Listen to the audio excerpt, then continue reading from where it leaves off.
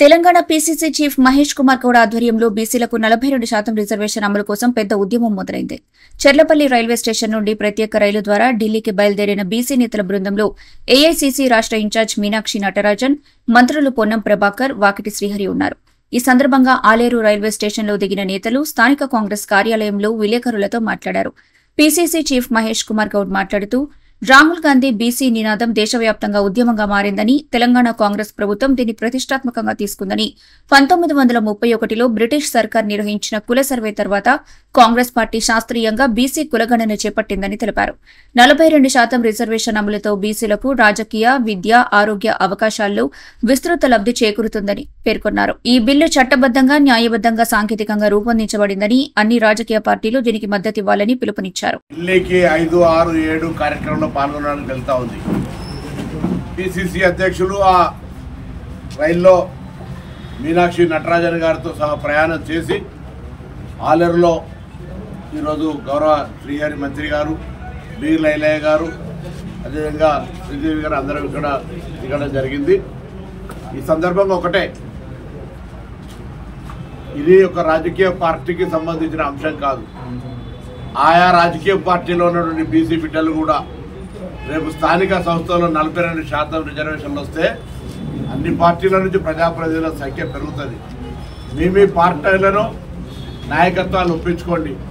ఆ రోజు తెలంగాణకు సంబంధించినటువంటి అంశంలో ఏ విధంగానైతే కొంత భిన్నాభిప్రాయాలు ఉన్నప్పటికీ తెలంగాణ సాధించుకున్న తర్వాత వాళ్ళు తెలంగాణ ఏ విధంగానైతే రాజకీయంగా అన్ని పార్టీలకు సంబంధించి ఒక వెంటిలేషన్ ఉందో, రేపు పొద్దున కూడా బలహీన వర్గాల రిజర్వేషన్ సాధించుకున్న తర్వాత ఆ బలహీన వర్గాలకు సంబంధించిన అవకాశం వస్తుంది. కాబట్టి రాజకీయపర కోణంతో చూడకుండా ఎవరు ఏ పార్టీలో ఉన్నా ఇప్పుడు తెలంగాణ ప్రభుత్వం చేపట్టినటువంటి న్యాయపరమైన, చట్టపరమైన, సాంకేతికంగా ఇంటింటికి తిరిగి సేకరించిన సమాచారం మేరకు ఈ యొక్క రిజర్వేషన్లకు 56% జనం ఉంటే 42% రిజర్వేషన్లు ఇంకా తక్కువే ఉన్నాయి అనే ఆలోచనతో ఉన్నోళ్ళు కూడా ముందైతే ఇది కానివ్వండి.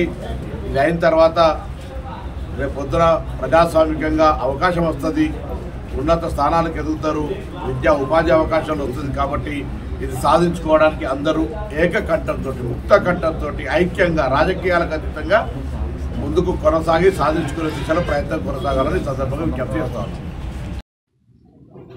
నేతలంతా ఢిల్లీ పోవాలనే ఆలోచనతో ఒక ప్రత్యేక ట్రైన్ మాట్లాడుకొని ఆ ట్రైన్లో బీసీ నేతలతో పాటు ఇప్పుడు మీనాక్షి నటరాజన్ కూడా పయనమయ్యారు.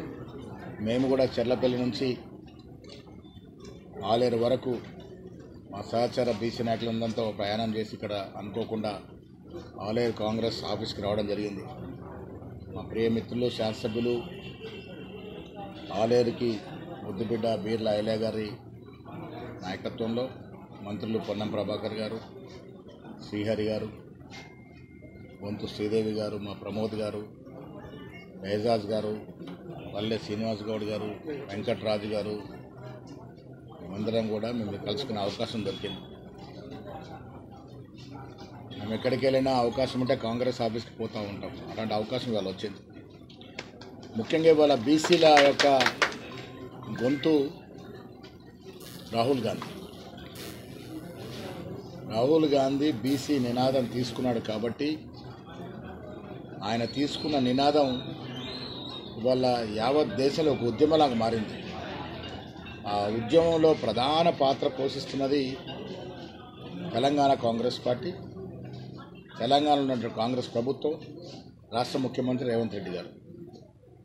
రాహుల్ గాంధీ తీసుకున్న నినాదాన్ని ఉద్యమంలో మార్చే క్రమంలో ఇక్కడ కుల సర్వే చేసి యావత్ దేశంలో ఆనాడు బ్రిటిష్ వారు 1931లో వేసిన తర్వాత కుల సర్వే ఇంత శాస్త్రీయబద్ధంగా, ఇంత లోతుగా ఎక్కడ జరగలే.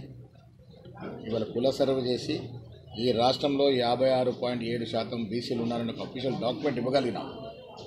అదే కాకుండా కామారెడ్డిలో బీసీ డిక్లరేషన్ ఈరోజు ప్రజాప్రభుత్వం గౌరవ ముఖ్యమంత్రి రేవంత్ రెడ్డి గారి నాయకత్వాన పెద్ద ఎత్తున చలో ఢిల్లీ కార్యక్రమానికి పిసిసి అధ్యక్షులు మహేష్ కుమార్ గౌడ్ గారు, అదేవిధంగా మా బీసీల ముద్దుబిడ్డ ఆర్టీసీ శాఖ మార్చులు పొన్నం ప్రభాకర్ గారు, మా బీసీల ముద్దుబిడ్డ మంత్రి శ్రీహరణ గారు, మా చెల్లెలందరూ కూడా బీసీల కోసం 42% రిజర్వేషన్ సాధించాలి, ఢిల్లీలో గర్జించే విధంగా పెద్ద ఎత్తున 5, 6, 7 తారీఖున ధర్నా కార్యక్రమం, రేపు పార్లమెంటులో తీర్మానం, అదేవిధంగా 6 తారీఖున జంతర్ మంతర్ దగ్గర ఎంపీలు, మంత్రులు, ఎమ్మెల్యేలు గౌరవ ముఖ్యమంత్రి ఆధ్వర్యంలో ధర్నా కార్యక్రమం, 7 తారీఖున ఏదైతే ఇక్కడ బిల్లు పాస్ చేసి రాష్ట్రపతి పంపినమో దాన్ని ఆమోదింపజేయడం కోసం రాష్ట్రపతికి వినతి పత్రం ఇచ్చే కార్యక్రమంలో పెద్ద ఎత్తున చలో ఢిల్లీ కార్యక్రమాన్ని ఏర్పాటు చేసి పెద్దలు పిసిసి అధ్యక్షులు